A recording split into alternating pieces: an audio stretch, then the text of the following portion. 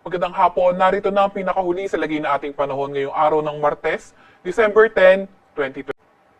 Sa kasalukuyan nga ay itong shear line patuloy pa rin ang epekto sa silangang bahagi ng Central at Southern Luzon at itong Northeast monsoon nakakaapekto sa Northern Luzon at nalalabing bahagi ng Central Luzon at itong Easterlies naman o yung mainit na hangin galing karagatang Pasipiko nakakaapekto sa nalalabing bahagi ng ating bansa. Inaasahan nga natin na itong shear line ay magdadala pa rin ng mga kilat-kilat na mga pag-ulan, pati na rin mga isolated thunderstorm at makulimlim na panahon sa Calabarzon. Kabilang na nga yung mga nasa northern part ng Bicol, Camarines Norte, Camarines Sur, Catanduanes, pati na rin sa Marinduque, Oriental Mindoro, Bulacan at Aurora.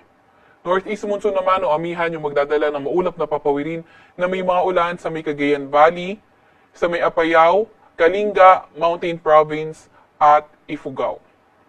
Mas magandang panahon naman ang inaasahan natin sa Ilocos Region, nalalabing bahagi ng Central Luzon, kabilang na nga ang Metro Manila, kung saan may mga tsansa lamang tayo ng mga may hinang pag-ulan at sa nalalabing bahagi ng ating bansa, may mga tsansa naman tayo ng mga localized thunderstorms. Yung mga kasamahan natin sa Regional Services Division patuloy na maglalabas ng mga thunderstorm advisory, rainfall advisory o hindi kaya heavy rainfall warning kung kinakailangan.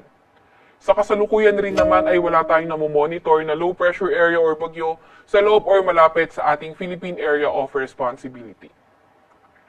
Meron din tayong nilabas na weather advisory kung saan ngayong araw hanggang bukas ng hapon inaasahan natin yung mga malalakas to intense rains sa lugar ng Camarines Norte at Quezon. Kapag heavy to intense rains, asahan nga natin yung numerous flooding events, lalo na sa mga area na urbanized, low-lying, or near rivers at landslide likely sa mga moderate to highly susceptible areas. Moderate to heavy naman ang mga pag-ulan sa Aurora at Camarines Sur, so possible ang 50 to 100 millimeters of rain. So kapag moderate to heavy localized flooding posible sa mga areas na urbanized, low-lying o malapit sa river at ang landslide ay likely sa mga highly susceptible areas. Bukas naman ng hapon hanggang Thursday ng hapon, heavy to intense na mga pag-ulan sa Quezon ang ating inaasahan. Moderate to heavy naman sa Aurora, Isabela at Camarines Norte. And on Thursday afternoon to Friday afternoon, moderate to heavy na mga pag-ulan sa Quezon at Aurora naman ng mga lugar. Kaya ingat lalo na yung mga inuulan ng mga nakaraang araw pa sa mga banta ng pagbaha o hindi kaya mga pagguho ng lupa. Para naman sa lagay ng ating panahon bukas, sinaasahan pa nga rin natin na itong shear line ay posible pa rin na magdala ng mga paulan at mga isolated na thunderstorms sa hilagang bahagi ng Bicol Region, Marinduque, Oriental Mindoro, pati na rin sa may Aurora at Quezon area. Sa Cagayan Valley naman, pati na rin sa may silangang bahagi ng Cordillera Administrative Region, posible magdala din ng mga pag-ulan itong Northeast Monsoon o amihan.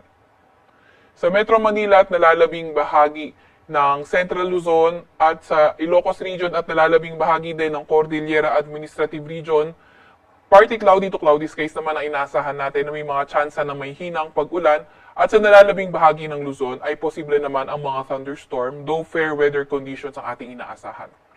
Agwat at temperatura bukas sa Metro Manila ay 24 to 31 degrees Celsius, 16 to 23 degrees Celsius sa may Baguio at 21 to 30 degrees Celsius sa may Tagaytay. 20